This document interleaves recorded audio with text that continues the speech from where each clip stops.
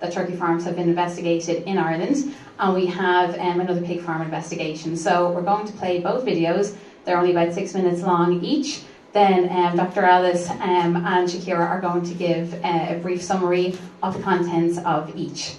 So it is graphic, just to be warned, but it needs to be seen, and we need to get it out there. So just give us a second and we'll play it now.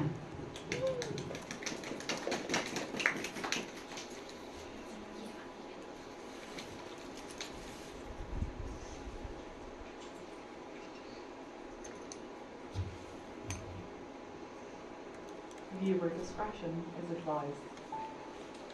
There are approximately 140 turkey farms in Ireland, most of which are based in County Monaghan. In 2024, over 1.7 million of these beautiful animals were slaughtered here. But ask yourself this: have you ever seen a turkey? Do you know how they are kept? In October 2025, we were given footage that was taken across 4 turkey farms in Ireland, all picked at random. What you are about to see is the grim reality of this horrific industry. This is 4C land, and what you're looking at here is over 4,500 turkeys crammed into this big shed. No space to move, no outdoor access. Covered in your own waste. It's hard to convey in a video just how revolting the smell of ammonia is on these turkey farms. Neck wounds, like you see here, were a common sight, as were eye issues. Bloody and necrotic snoods were frequently observed. We can only hope that these birds received the veterinary treatment that they so clearly needed. Their feeders were also caked in feces. You would hope that this was an exception, but it wasn't. This is Grove Farm. As you can see, the turkeys on this farm were younger, but can you spot something else? Their beaks are severely tipped, an incredibly cruel yet common practice in the industry. Beak tipping, or trimming, is the partial removal of the tip of a bird's beak by infrared light or by hot blade. Crowded, again, no outdoor space and poor ventilation. Investigators reported that the stench of ammonia was so bad it burned their eyes. We can only imagine how the turkeys might feel. More bloody necks were observed here too. This is supposed to be their enrichment. Can you imagine this being the most amusing thing you'll see in your entire life, locked away in a shed until you're murdered? This turkey was found missing, but struggling and getting trampled on by others. It is very obvious that this injury didn't just happen. They must have been struggling for at least several days. That turkey you bought with the Board Via Quality Assurance logo, there's a good chance they came from Grove Farm, who are Board Via Quality Assured. Grove Farm also states the following on their website: all livestock are farmed in line with the Farm Animal Welfare Council's 5 freedoms. Does this look like an animal living with freedom from pain, injury or disease to you? What awaited at the next farm was shocking. This is Edward Hare Turkey Farm. Investigators were unsuccessful at entering the sheds at this location, but made this grim discovery outside. What came next was no different. Here we have McKenna turkeys. This poor turkey was observed with a badly lacerated wing. It looks so painful. We sincerely hope that they are receiving veterinary treatment. As investigators moved through the shed, they found other turkeys with wing abrasions, sores, eye infections, and necrotic snoods. Everything these turkeys endure leads to the same horrific conclusion. They will all be slaughtered anywhere between 12 to 24 weeks of age. How?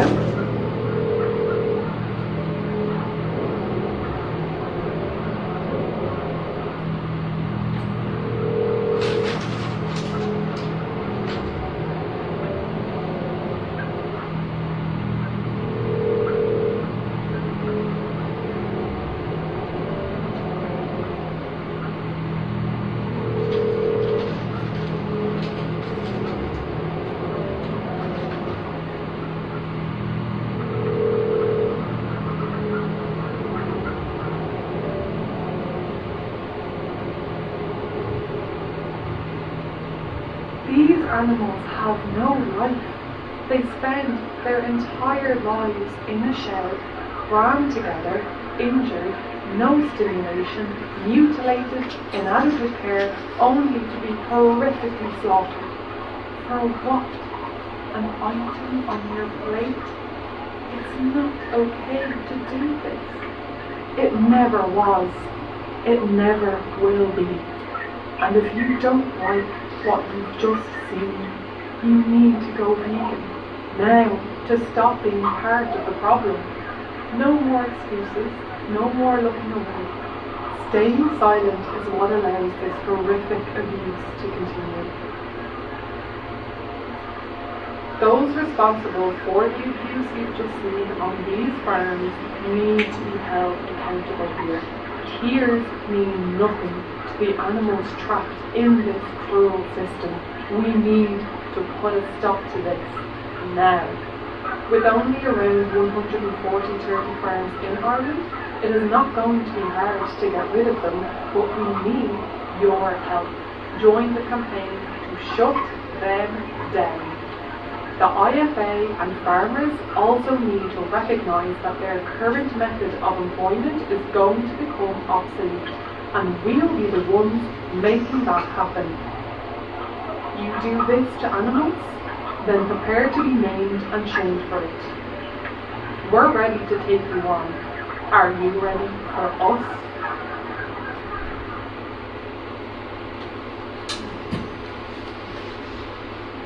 Okay, so we're going to show the new pig investigation video next.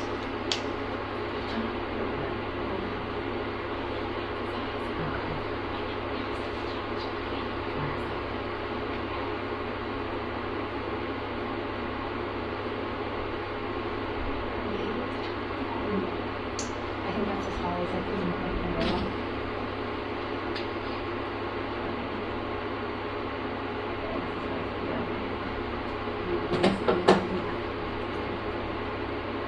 Viewer discretion is advised. What words come to mind when you think of pig farming? Depraved,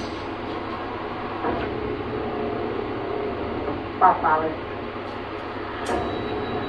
sickening, horrifying, warped, criminal,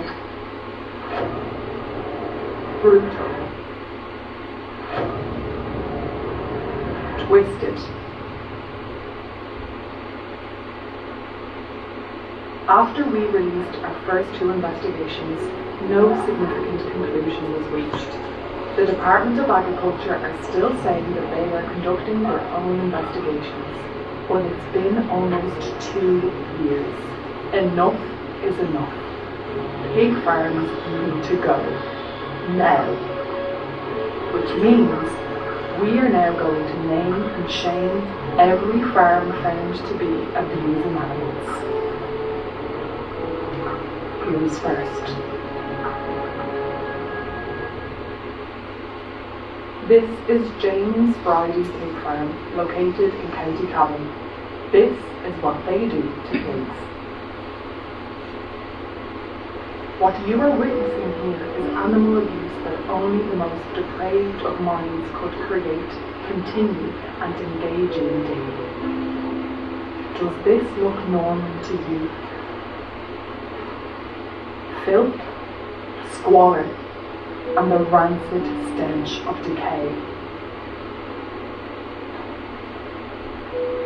Trapped on concrete, confined with metal bars, she is a breeding machine who will never know what a life without fear or pain feels like. Extensive wounds and deep pressure sores were all evident here. Bar biting was also observed. Painful hernias were an all too common sight, as well as bitten and bloody tails.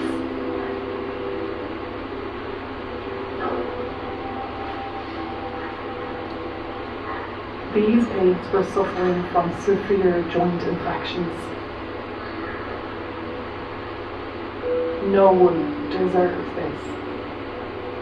This poor pig was left to die in a gangway, proving monsters exist, the kind that can only be found operating pig farms. Want to know who did this? Who left her to die like this? Who should be held accountable for her pain? Keeping Pigs Limited in County Monaghan. We were so horrified by what we saw in the footage, we contacted the Department of Agriculture to report both pig farms. We sincerely doubt they took appropriate action, but we certainly will. What other horrors awaited? How could someone leave her like this? Yes, that's right. They are picking at a dead, rotten pig. A skull was found in this pen. And this was part of someone's spine. Infected tails. Necrotic ears.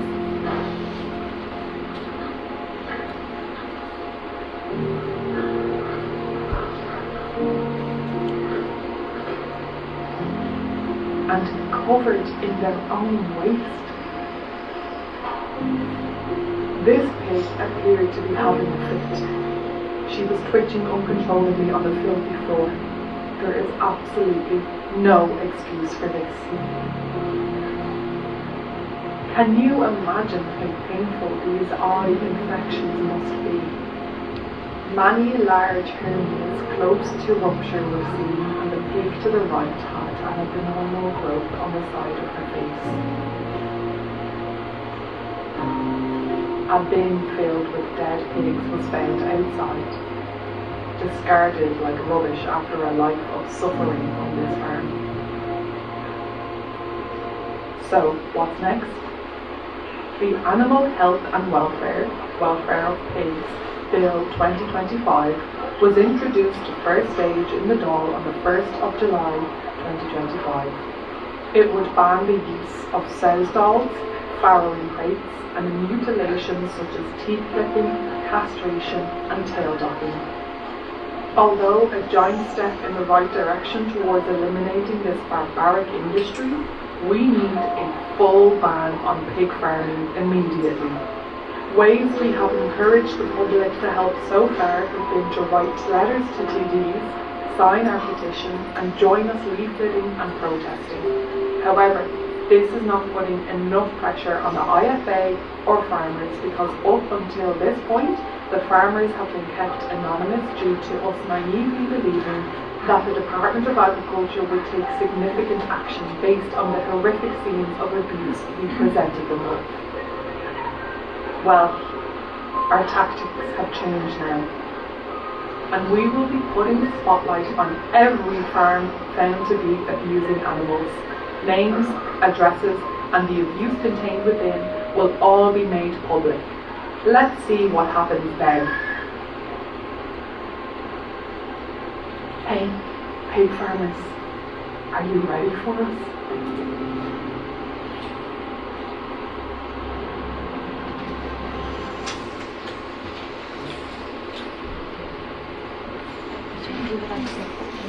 Where do you want it?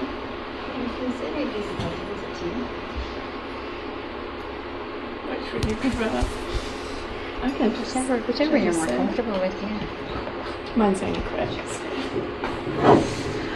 Okay, they were the two new videos. Dr. Alice Brough is going to just, in a summary, explain what the contents were. Alice, do you want to take over? Thank you. Hello again. So I've given two fairly detailed talks on the two sets of previous investigations here, which I believe are online. And the footage once again speaks for itself, so I will spare you the full works from me today, but I will just summarise and happy to take any questions afterwards. This is obviously very similar to what we've seen previously in farms across Ireland, and indeed, other than the sow stalls, what I saw throughout my years in practice in the UK and in the numerous investigations that I've reviewed since. There's nothing new, there's nothing here that shocks me. They're not one-off bad apples or issues that can be excused as anomalies. We have mothers legally caged, they are wounded and exhibiting stereotypic behaviours due to the extreme stress, physiological and psychological stress of extreme confinement. We have animals mutilated, seemingly routinely, without anaesthesia and pain relief, resulting to vice behaviours, so chewing each other's ears and tails off due to the stress. Their environment, the bare concrete cell that they spend their entire lives in, is cramped, filthy, uncomfortable, and without adequate stimulation. Gastrointestinal and respiratory disease is rife throughout from the more extensive footage that I've reviewed. The typical finding of injured, sick, infected animals left to die alone in passageways where they're pulled out into the walkways that we saw there, without access to feed, water, bedding, once again leaves me questioning why people charged with the care of these animals are unable to even offer the relief of euthanasia to animals who clearly will not recover. And farmers can't work out that these pigs with giant abscesses in their joints and tails, ulcerated hernias on the brink of rupture, flat out, emaciated, jaundiced animals are not going to recover, nor are they appropriate to enter the food chain. They have no business keeping pigs, and yet we keep seeing it. Since the last time I was here, I have actually had Irish pig vets reach out and offer private words of encouragement, and confide in me that they think it's hideous here for farmed animals. I wish that they, and indeed the British vets doing the same quietly on the sidelines, would have the courage to join me in speaking up.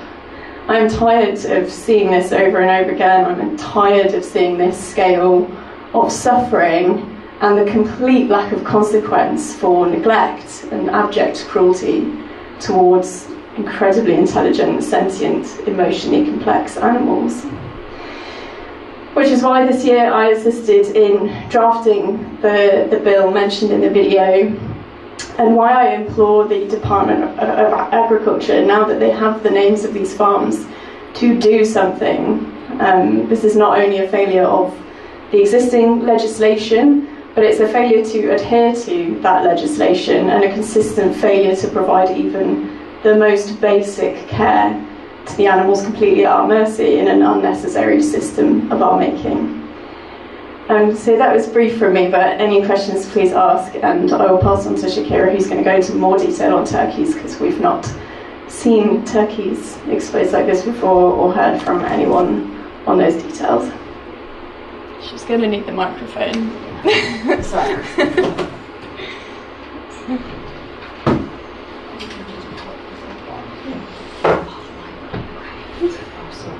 I think you have the microphone. Okay. I'll just hold it for a second. Is there anything you can just pop this higher up? Just so I can see it.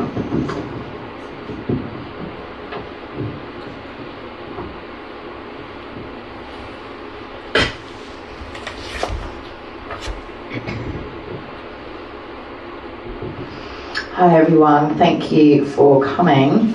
I firstly just want to say thank you for exposing yourself to this footage and bearing witness to the suffering, for taking time to physically be here and showing that you're taking the matter of animal protection seriously.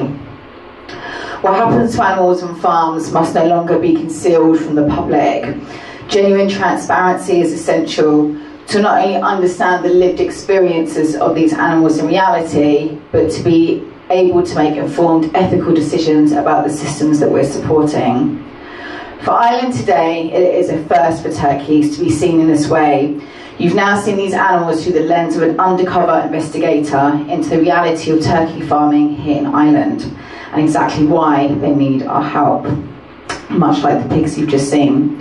The 6 minutes of footage shown today represents only a fraction of their lived experience for some of the 1.7 million individual turkeys killed annually in Ireland. Many people have never interacted with a turkey, and I can assure you they are extraordinary animals. In the wild, they're bronze in colour, they live in tight family groups, communicate through meaningful vocalizations, forage for hours, and roost in trees. Turkeys are very attentive mothers, and their babies will sleep under their wings at night. In the industry, of course, they never get to meet their mothers. They are intelligent, curious birds who experience fear, search for comfort, and show stress just as clearly as our companion animals do. The birds in these sheds, however, are industrialised, bred broiler or heavy-breasted turkeys, genetically engineered for maximum growth and profit, not for health or well-being. You won't see them outside because their entire short lives are spent inside, hidden from the public view in their thousands. As a veterinary nurse for over 15 years, I can attest to the emotional range and sensitivity of these birds. My experience with turkeys is that they form close bonds with their caregivers. They enjoy being mothers, even surrogates, and they're extremely curious and funny, real-life little dinosaurs. They purr like cats and even enjoy being cuddled. My ones often will also have an iPad to enjoy whilst they are on rest.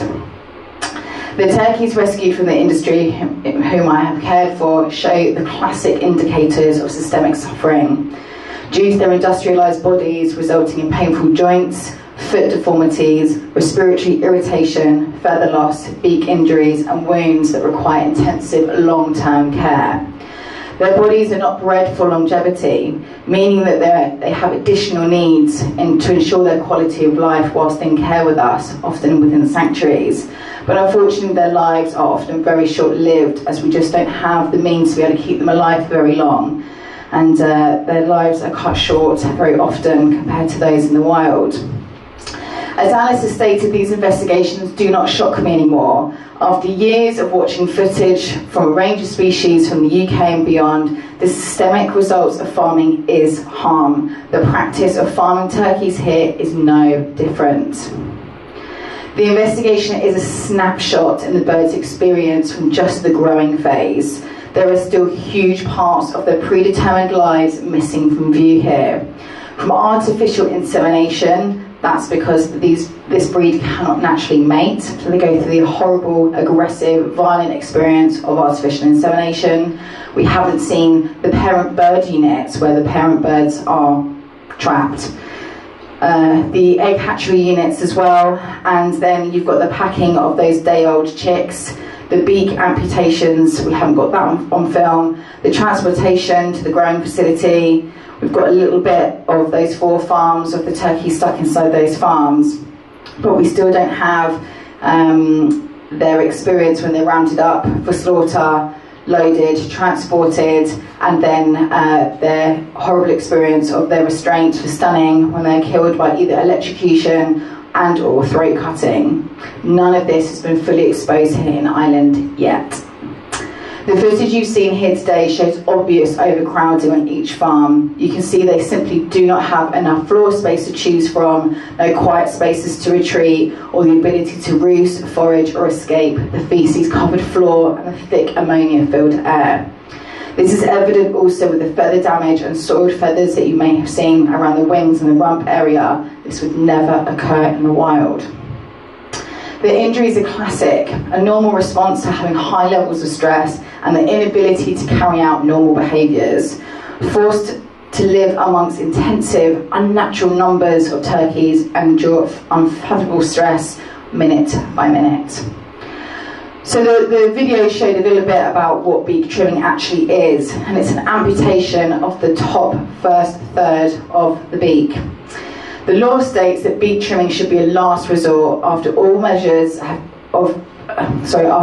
other measures to prevent pecking or cannibalism have failed. The Veterinary Ireland policy explicitly notes that beak trimming does cause pain and long-term issues and recommends phasing it out when possible. The tip of the beak is enriched with thousands of sensory nerves, and because of this, amputation of course causes acute pain. Studies have found that nerve scar tissue on trimmed beaks is commonly associated with chronic pain. Basically, it hurts. It is painful when the mutilation is done, and it hurts after for a long period of time. So why does the industry amputate the tips of their beaks? Supposedly to reduce what's called injurious pecking. This is also what happens in the egg industry, like tail docking in pigs with the intended necessary suffering to prevent suffering, yet isn't necessary at all. Make it make sense. Chopping off parts of animals in an attempt to reduce other aspects of suffering would be considered barbaric in any other species. So much so that we are looking at bans to prevent mutilations, for example, tail docking, but in dogs. The behaviour of injurious pecking is as a result of abnormal and an unnatural environment in which they are trapped. Beak amputations are known to not actually prevent injurious pecking, which is evident here on all of these farms.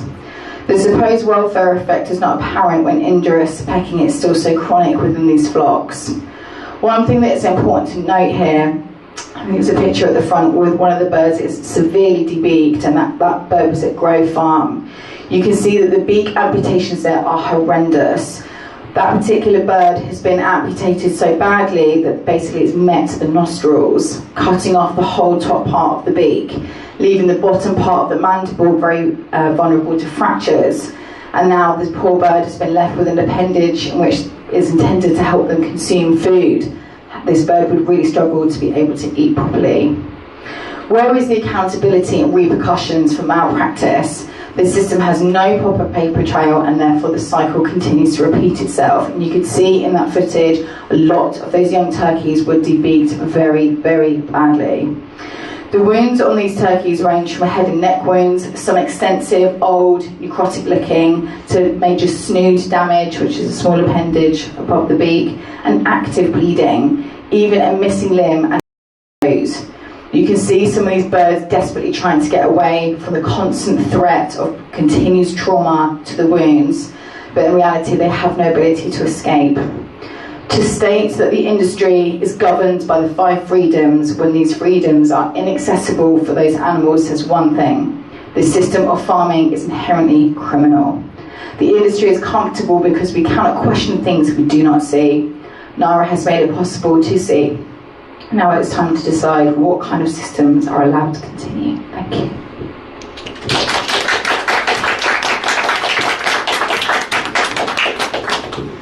Thank you, Alice and Shakira, for that. So we're going to open it up to questions and answers. If anyone has anything they would like to direct at Alice or Shakira, now is the time. Go ahead, Dan. So, question for Shakira. You mentioned parent facilities. What would those look like in comparison? What goes on there? So we know that in broiler, so your meat chicken specifically, they are very large parent birds who are actively mating and laying eggs that are fertilised. Eggs obviously going into the egg industry are generally not fertilised, so these are specifically genetically selected birds who will then breed and have fertile eggs. Those eggs will then go into the hatchery system and obviously be hatched there, with large machines.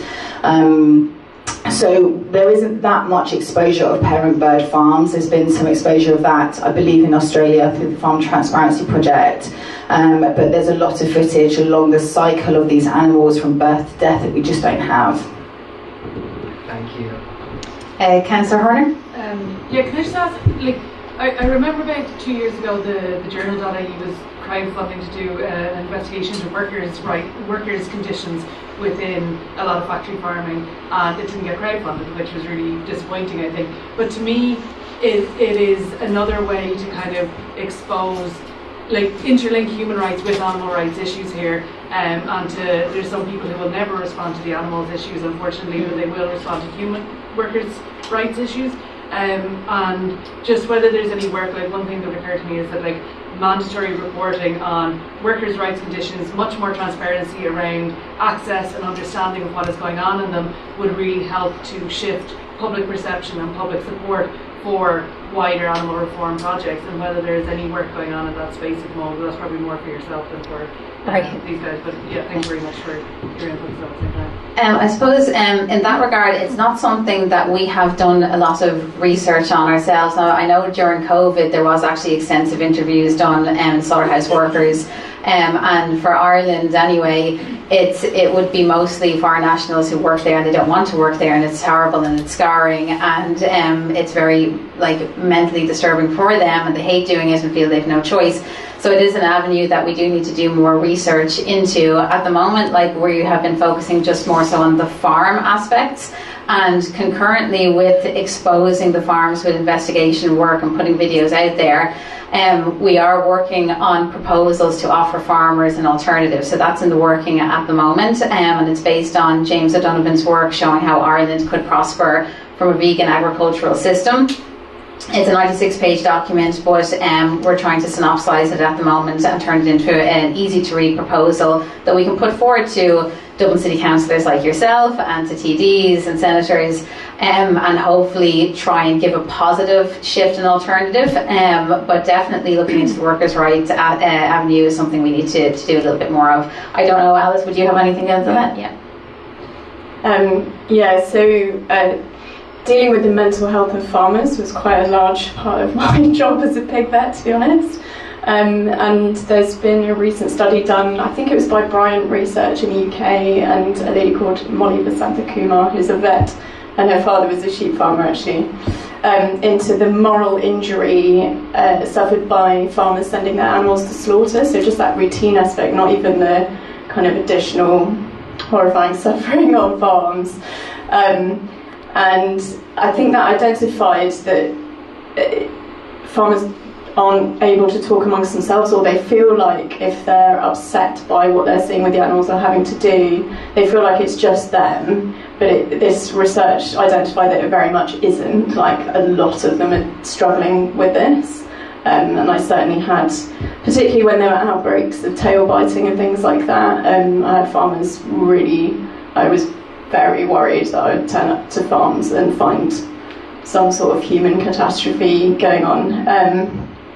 And in the British pig industry, staff retention is a massive issue. There's lots of kind of ongoing desperate work to try and get people to enter the pig industry and stay in it, because it's not somewhere people want to work. We rely a lot on, I don't know if it's the same here, we rely a lot on immigrant workers, particularly in slaughterhouses. Very few kind of native people working in those areas, because it's just not very nice to do. So I think that would definitely be something to look into. It's also it can be quite dangerous work as well.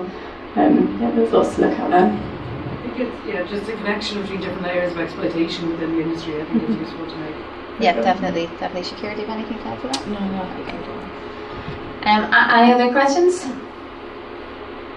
Evelyn, go ahead. Yeah, you briefly touched on artificial insemination, and it's funny because the term AI is often used in terms of avian influenza at the moment, but I think in practice AI is referring to the practice of artificial insemination. So for both turkeys and for pigs, I was wondering how prevalent is it? Would either of these industries be functioning as they are at all if it weren't for that practice? So the particular breed of turkeys that they use in intensive farming, they obviously are so unnaturally large, they are unable to naturally mate. So it has to be done by artificial insemination. I believe pigs is more for selective breeding, but I'll let Alice answer that question. There'd be so few farms using natural mating, particularly in Ireland. I think it's at 97% kind of intensive factory farming. So it's just on the scale, managing boar-sow interactions and kind of all that sort of stuff. It's so much easier to just line them up, because you have sow stalls here as well. You can just trap them in those cages and line them up in a row and inseminate them all in a wanna. And for genetic selection as well, you're importing whatever boar semen and genetics you want within that herd. Very few. You'd have a few small farmers in the UK using it. Not sure about here, probably even fewer. I mean, the actual practice of it is quite traumatic to watch. I mean, there's not much of this footage released. I think in pig farming there probably is more of it because it's much more normalised. In birds, obviously, it's very distressing.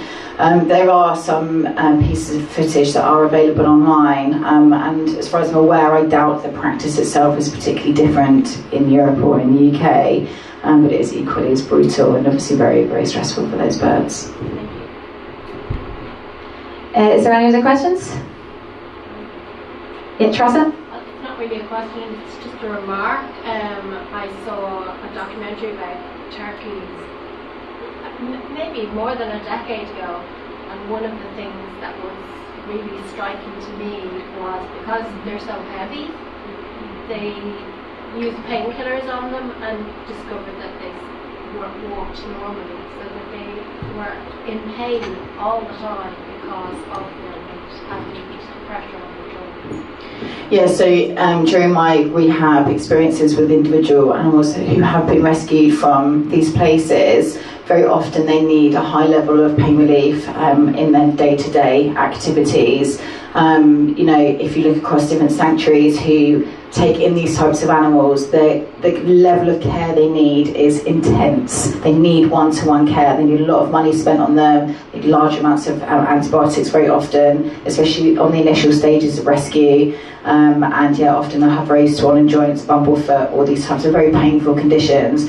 And unfortunately, even after they've been rescued, you know, we can do a lot to try and reduce the suffering of them, but you know, there's not really been much investment in science to see how we can really take care of turkeys on a long-term basis, and to get them to old age. It's just a very new thing that we're doing now. So yeah, unfortunately, a lot of them do require large amounts of proper nursing care to even get them to just about live a life worth living afterwards. Yeah. Lyndon? I'm just following on from that. What is old age for a turkey? So in the wild, from research online, they can roughly live up to about 5 years in the wild. Obviously here we kill them at around 24 weeks, and they are extremely heavy at that point. In rescue and rehab and in sanctuaries, sometimes we can maybe get them to about 3 years. It just depends on how much care you can give them.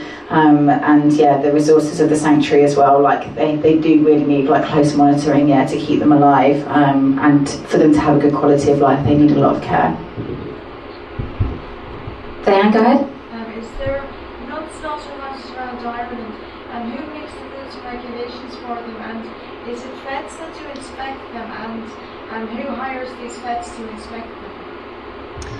For rules and regulations, it would be national policy based on EU policy, and it would be Department of Agriculture vets that are outsourced to inspect.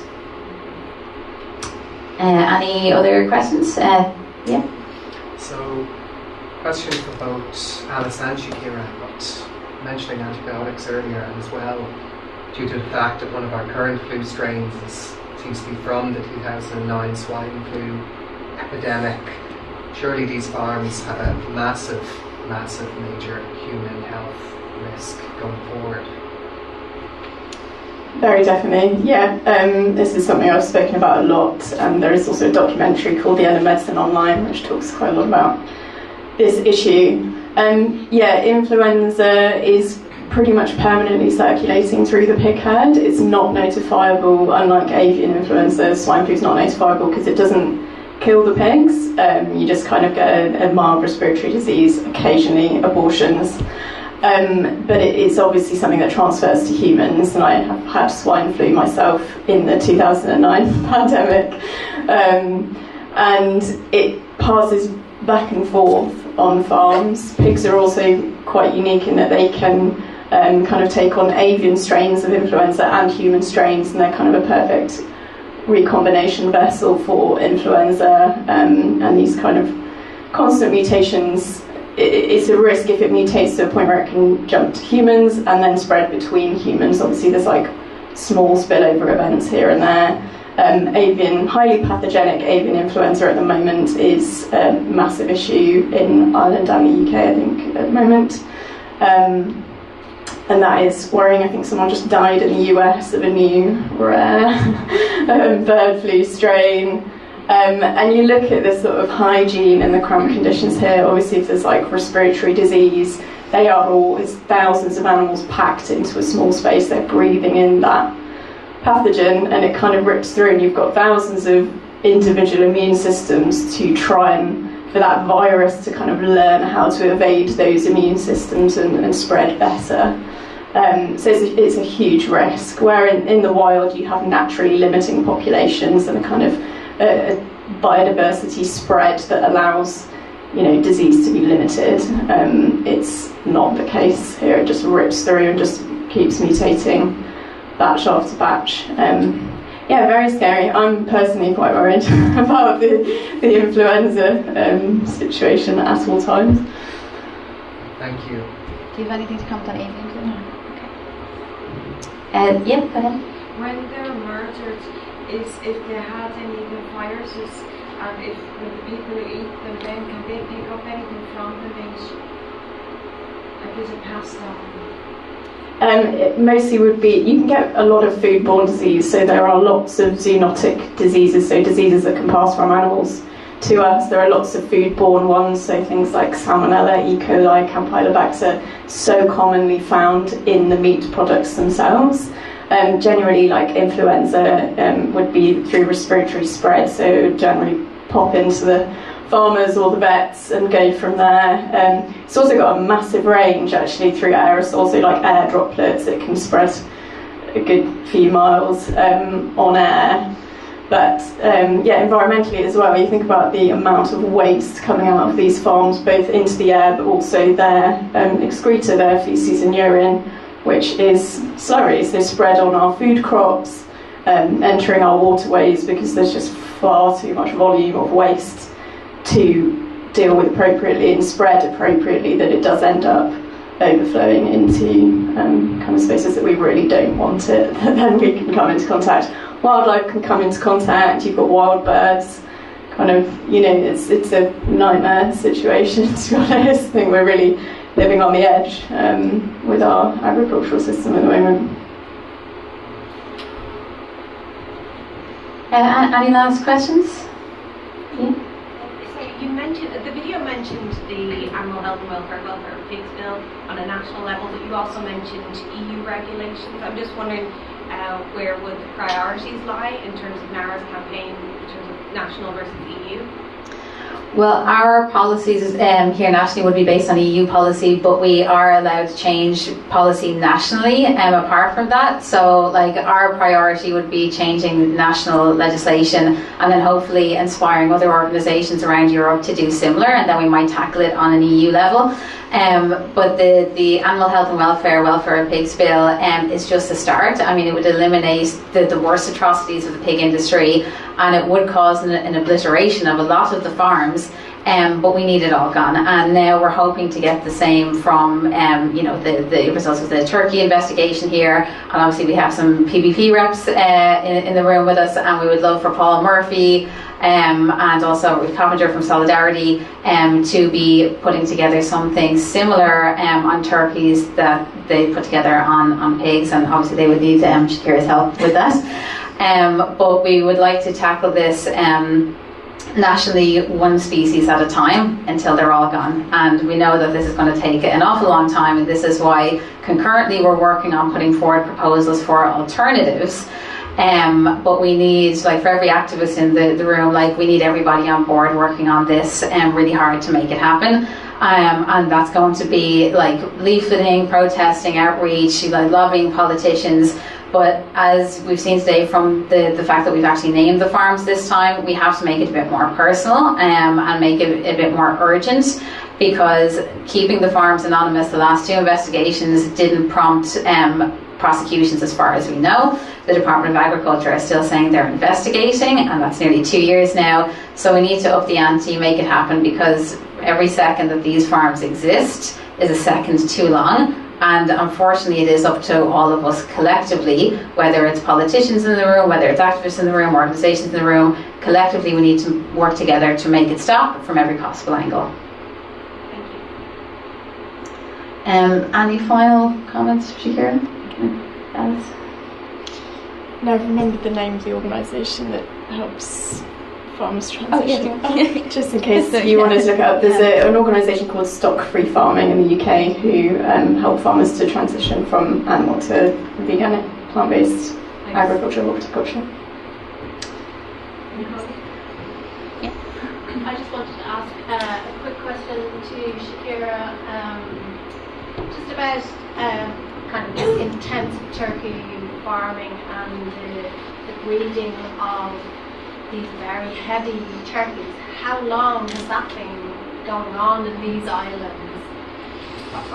A long time. I mean, I think originally it was the broiler chickens, so where they started to manipulate the genetics in America many years ago, and when people started to obviously then farm, and then it became industrialised. So as things become more industrialised, more demand, the wealth of the world started to change. Consumption and greed, I guess, started to change as well. So we were actually talking about this a bit last night in terms of production and how there's so much money and resources spent on trying to get the most out of each of these individual animals. We were chatting last night, there was apparently a pig that managed to give birth to 45 babies. So there was a lot of investment to try and get every single penny, dollar, euro, as much as they can out of each of these individual animals. And it's almost like they won't really stop at anything because the industry is very, very comfortable.